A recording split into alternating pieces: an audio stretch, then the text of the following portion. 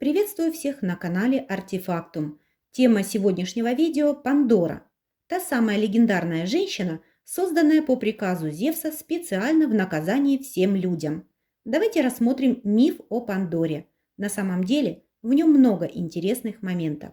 Начнем с того, что в представлениях древних греков Пандора была первой женщиной, появившейся на Земле. Миф о Пандоре можно рассматривать как древнегреческий аналог более известной нам библейской легенды о первых людях – Адаме, Еве и их грехопадении. В греческой мифологии говорится о том, что долгое время земных женщин не существовало. Были только прекрасные богини, и обитали они на Олимпе. Первая женщина появилась на земле по приказу Зевса. Она была создана по образу и подобию богинь и должна была сыграть роковую роль для всего человечества. Ведь она была задумана Зевсом как наказание за то, что Титан Прометей похитил для людей божественный огонь.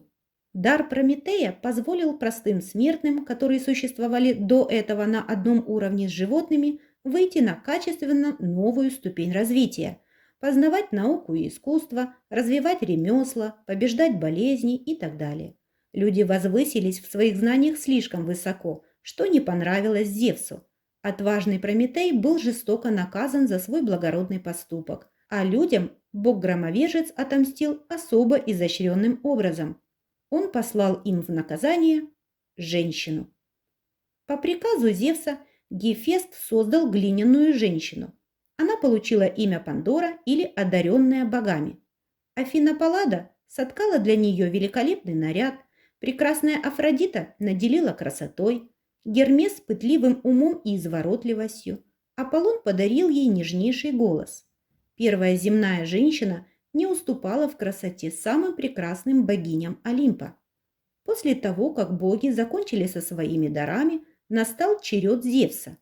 И тогда он наделил Пандору хитростью, жадностью, завистливостью, высокомерием и предательством. Боги были удивлены. Они не понимали, для чего прекрасной женщине такие чудовищные качества. «Люди слишком легкомысленны и примитивны», – сказал Верховный Бог, «и яркая внешность станет для них мерилом прекрасного. Им не придет в голову заглянуть глубже, чтобы разглядеть ее злую сущность.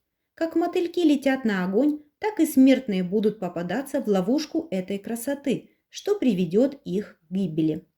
Вдохнув жизнь в глиняное изваяние, Зевс отправил Пандору на землю, снабдив ее приданым, таинственным запечатанным сосудом.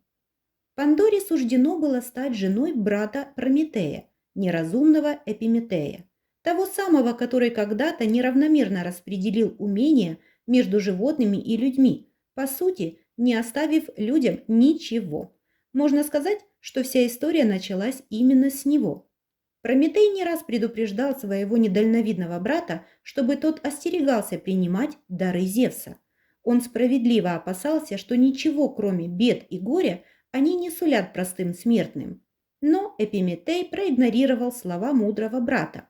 Красота Пандоры затмила его разум, и он, позабыв обо всех предостережениях, взял прелестницу в жены.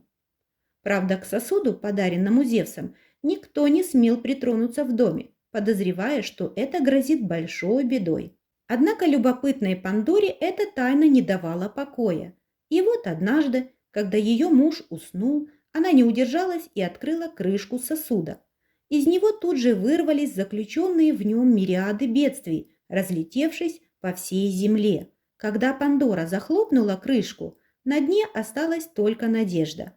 В этой трактовке мифа считалось, что люди остались со своими бедами без всякой надежды на их разрешение. Но есть и другой вариант легенды. В нем говорится, что потом Эпиметей все-таки выпустил надежду из сосуда. И с тех пор именно надежда помогает людям бороться с невзгодами и верить в то, что все у них будет хорошо. Трактовок у мифа о Пандоре очень много. Есть ранние версии, более поздние, а также их разные переводы. Именно благодаря неправильному переводу мириады бедствий перекочевали из сосуда в ящик.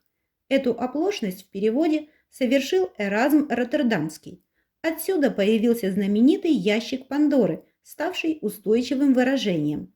По сей день ящик Пандоры означает источник страшных, иногда непоправимых бедствий, и тем, кто не хочет с ними столкнуться, лучше его не открывать. Надеюсь, вам понравилось это видео. Ставьте лайк и подписывайтесь на канал.